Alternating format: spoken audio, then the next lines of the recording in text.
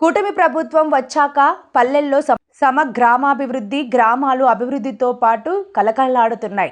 పెద్దపల్ల, పినపల్ల గ్రామాల్లో 1.7 కోట్ల నిధుల అభివృద్ధి పనులను ప్రారంభించిన ఎమ్మెల్యే బండారు సత్యానందం.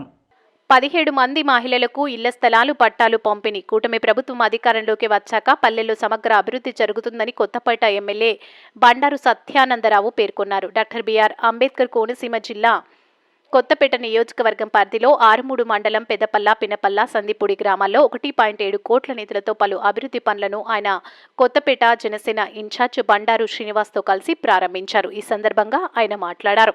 ఈ కార్యక్రమంలో ఎంపీడీఓ రాజు, పంచాయతీ అధికారులు ఈదల సత్యబాబు, సంగీత సుభాష్, దొడ్డ సుబ్బారావు, తోటా భవానీ, వెంకటేశ్వర్లు, మోహర్, వక్కపట్ల లక్ష్మణరావు, తోరాటి ఆంజనేయులు, జాస్తి వెంకటేశ్వరరావు, జాస్తి భాస్కర్రావు, వంటిపల్లి సతీష్, వంటిపల్లి పాపారావు, సలాది నాగేశ్వరరావు, సలాది జయప్రకాష్, సూరపురెడ్డి సత్య, అయినవిల్లి సత్యబాబు, ఇతర ప్రభుత్వ అధికారులు, ఎన్డీఏ కూటమి నాయకులు, కార్యకర్తలు, అభిమానులు పాల్గొన్నారు.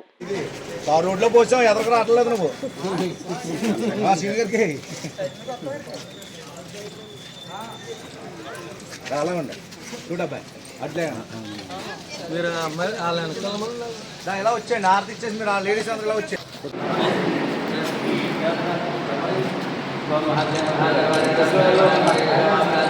సార్ ఇలా చూడండి సార్.